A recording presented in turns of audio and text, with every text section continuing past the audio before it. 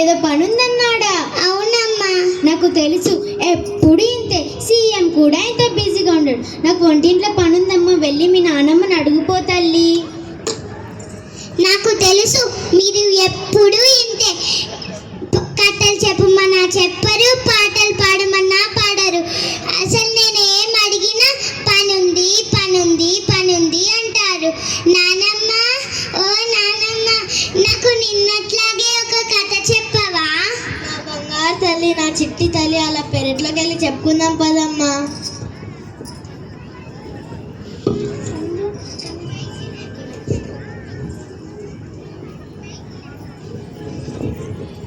ఏంటి ఏదో పాచిపోయిన వాసన వస్తుంది?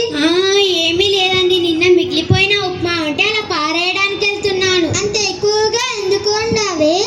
మీకోసమని బాగా తిని లావవుతారని. దీని పేరు ప్రభావతి. కోపం చాలా అతి, అస్సలు లేదు మతి. అబ్బో, అయినా ఇంత చేసి పారేసే బదులు ఆ ముసల్లానికి పెడితే పోలే. అత్తయ్య, ఓ అత్తయ్య, మీకోసమని వేడివేడిగా ఉప్మా చేశాను, తినండి. అమ్మా ప్రభా, ఇది పాసిపోయిందమ్మా, నేను తినలేను. ఏంది పాచిపోయిందా? మీకోసమని వేడివేడిగా జీడిపప్పులు వేసుకొని తెమ్మంటారా? పాచిపోయిందంట, పాచిపోయింది. అయినా ఈ వయసులో అంతంత తిని ఒలింపిక్స్కి వెళ్ళి వెయిట్ లిఫ్టింగ్ చెయ్యాలా ఏంటి? బుద్ధి లేకపోతే సరే. చిచ్చి, పెట్టింది తిని ఒక మూలన పడిండు. ఏమని ఇంట్లో ఇంతమందికి నేను చాకిరి చేయలేకపోతున్నారు. ఇప్పుడు నీకేమైంది? ఏం కావాలండి? ప్రొద్దున అనగా మీరు వెళ్తారు, పాప స్కూల్కి వెళ్తుంది. మీరు వచ్చేంత వరకు ఆ ముసల్లానికి నేను సేవలు చేస్తూ ఉండాలా? అంత గొప్ప సేవలు ఏం చేసావని?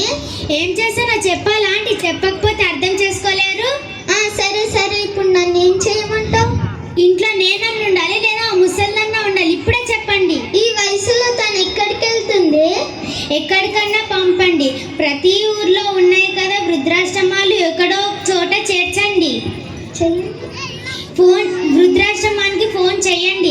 చేస్తున్నా, ఇప్పుడే చేయండి. హలో, షాద్నగర్ వృద్ధాశ్రమం అండి. ఒక ముసలావిడని మీ ఆశ్రమంలో చేర్చుకోవాలనుకుంటున్నామండి. ఆమెకి ఎవరు లేరండి. ఏంటి, అనాథాలను మాత్రమే చేర్చుకుంటారా? సరేనండి. ఏమే అనాథాలను మాత్రమే చేర్చుకుంటారంట? అనాథ అని చెప్పండి, వేరే ఊరికి చెయ్యండి. చేస్తున్నా. హలో, శివరాంపల్లి వృద్ధాశ్రమేనా అండి? ఒక ముసలావిడని మీ ఆశ్రమంలో చేర్చుకోవాలనుకుంటున్నామండి. మా అమ్మగారు మా ఎవరో అండి, మాకు తెలీదు. సరేనండి, రేపు రమ్మంటారా? ఇవాళ వస్తున్నామని చెప్పండి. ఏం చెప్పాలో కూడా చేత కదా. చిచ్చి, నాన్నమ్మని ఎక్కడికి తీసుకెళ్తున్నారు? నీకెందుకు? నోరు మూసుకొని చదువుకోపో. అమ్మా, నువ్వు కోసేపు ఆగు. చెప్పు నాన్న, నాన్నమ్మని ఎక్కడికి తీసుకెళ్తున్నారు? ఏం లేదమ్మా, నాన్నమ్మకి వయసు అయిపోయిందిగా, ఇంట్లో సరిగా చూసుకెళ్ళకపోతున్నామమ్మా. అందుకనే వృద్ధాశ్రమానికి ఫోన్ చేస్తున్నాను అన్నమ్మా. చెప్పు.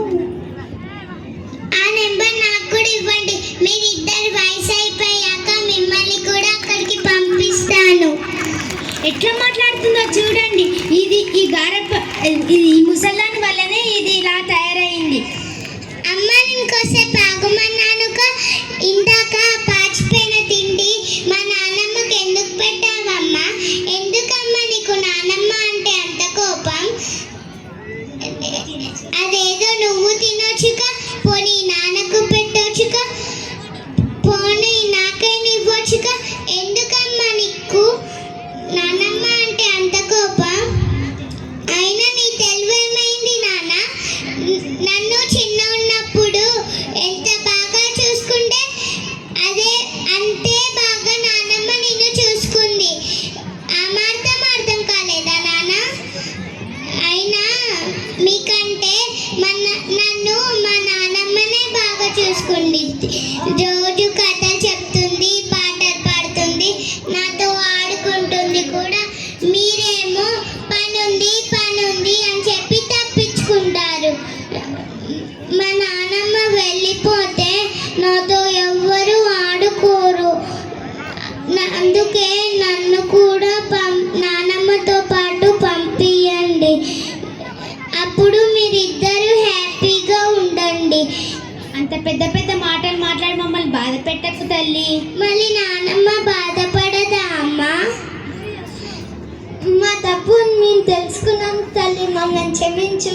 నన్ను కాదు, నానమ్మ కాళ్ళ మీద పడి క్షమించమని అడగండి. అమ్మ అమ్మ నా తప్పు తెలుసుకున్నా, నన్ను క్షమించా. నన్ను క్షమించనత్య, మీ విలువ తెలుసుకోలేకపోయాం. ఇంకా లేవండి, క్షమించింది. ఎందుకంటే మా నానమ్మ బంగారు కొండ. థ్యాంక్ యూ చెప్పు.